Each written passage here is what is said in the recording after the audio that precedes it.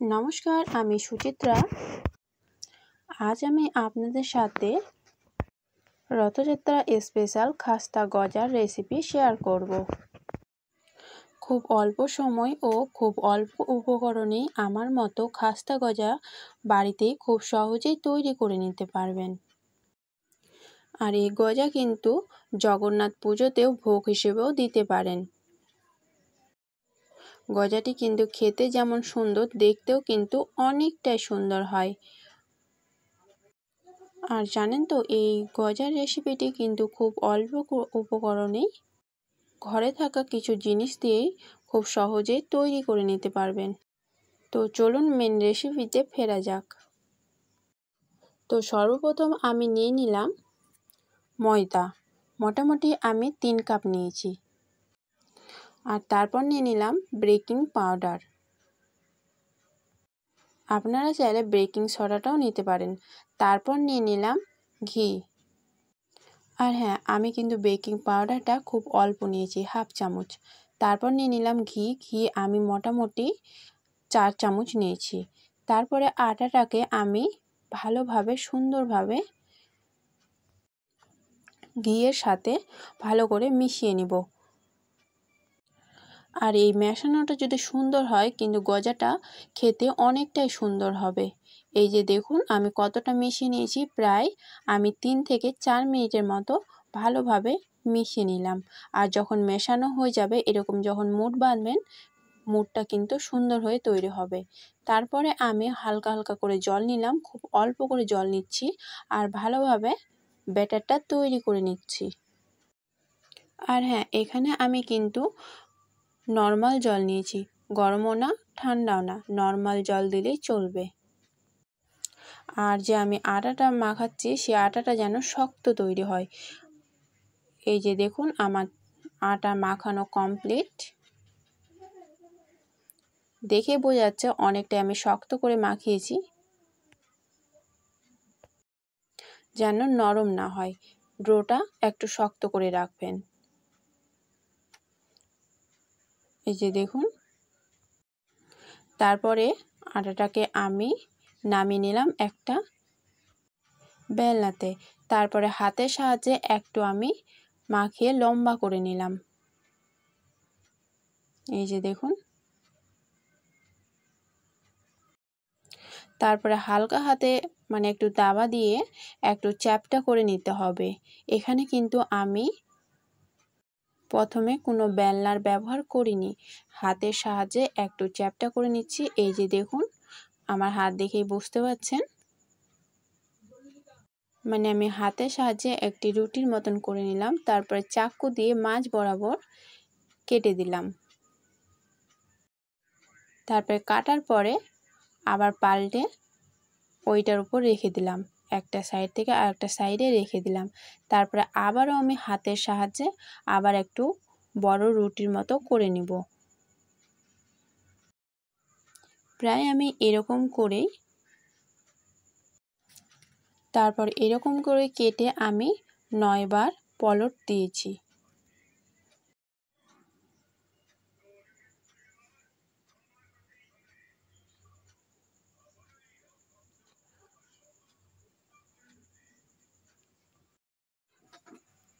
আটবার আমি হাতে দিয়ে করেছি। তারপর 9 নাম্বার বেলা আমি এই যে দেখুন, একটা বেলনার সাহায্যে আমি একটু রুটির মতো করে নিব।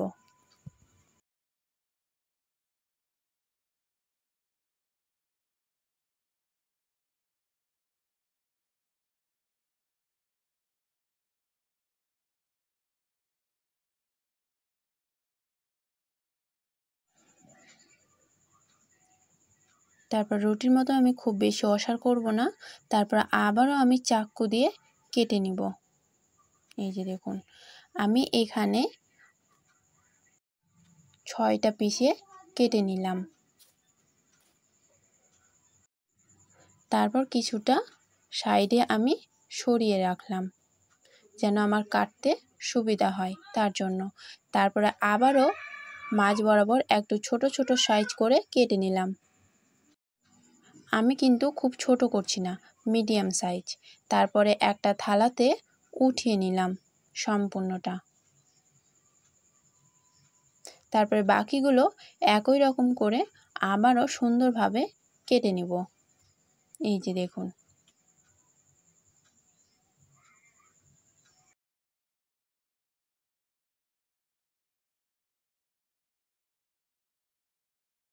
তারপর আমি একই রকমভাবে কেটে সব কটাকে থালাতে সাজিয়ে নিলাম। এই যে দেখুন। তারপর ওগুলো সাইডে রেখে আমি একটা কড়াই নিলাম। কড়াইয়ে আমি 2 কাপ চিনি দিয়ে দিলাম। আমি রস বানানোর জন্য সর্বপ্রথম চিনি দিয়ে দিলাম। 2 কাপ চিনিতে 1 কাপ আমি জল দিলাম। তারপর দিয়ে দিলাম ছোট এলাচ। এলাচগুলোর মুখটি একটু ফাটিয়ে নিয়েছি। তারপর খুন্তির সাহায্যে হালকাভাবে নাড়িয়ে দিলাম। প্রথম আঁচটা একটু কম দেওয়ার চেষ্টা করবেন। তারপরে এই যে দেখুন। তারপরে রসটাকে ভালোভাবে সুন্দর করে ফুটিয়ে একটু গাঢ় করে নিতে হবে। প্রায় আমি এখানে 4 মিনিটের মতন জাল দিয়ে নিয়েছি। যতক্ষণ পর্যন্ত এই যে হাতে একতার হয়ে না এসেছে ততক্ষণ পর্যন্ত। এবার দেখলাম একতার হয়নি, তার জন্য আবারও আমি কিছুক্ষণ ভালোভাবে জাল দিয়ে নিলাম। তারপরে দেখুন এই যে একতার হয়ে আসছে। একতার হয়ে আসলে ভাববেন যে হয়ে গেছে। তারপরে রসটাকে আমি সাইডে নামিয়ে নিলাম। তারপর আমি আরেকটা কড়াই নিলাম। কড়াইয়ে কিছুটা তেল দিয়ে নিলাম ও হালকা একটু গরম করে নিলাম, খুব বেশি না কিন্তু হালকা একটু। তারপরে গজার পিসগুলো দিয়ে দিলাম। এখানে কিন্তু ঠান্ডা অবস্থাতেই দিতে হবে, তেল ফুটিয়ে দিলে হবে না। তার জন্য আমি তেল যখন ঠান্ডা হয়ে আছে, হালকা একটু গরম হয়ে আছে, তখনই দিয়ে দিলাম। তারপরে এই যে দেখুন তেল ধীরে ধীরে গরম হতে লেগেছে। আর গজাগুলোকে দেখুন ভালোভাবে ফুলতে শুরু হয়েছে ধীরে ধীরে। এই যে দেখুন কতটা ফুলে এসেছে ও কত সুন্দর তৈরি হয়েছে।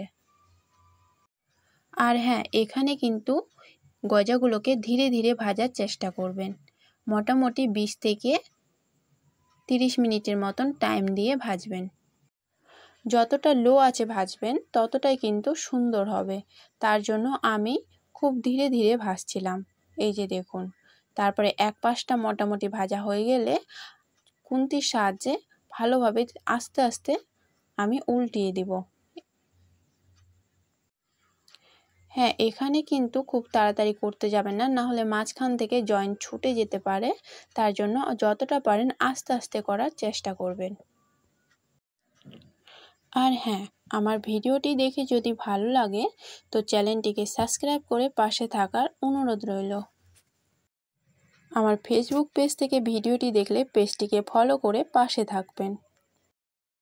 এই যে দেখুন আমি 15 মিনিট পরে দেখুন কত সুন্দর ফুলে গেছে ও মিডিলে হালকা হালকাভাবে কত সুন্দরভাবে ফুলেছে।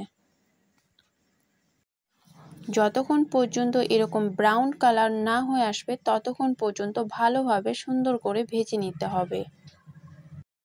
এরকম যখন ব্রাউন কালার হয়ে আসবে তখন একটা ছাঁকুনি হাতা দিয়ে আমি সুন্দরভাবে উঠিয়ে নিলাম।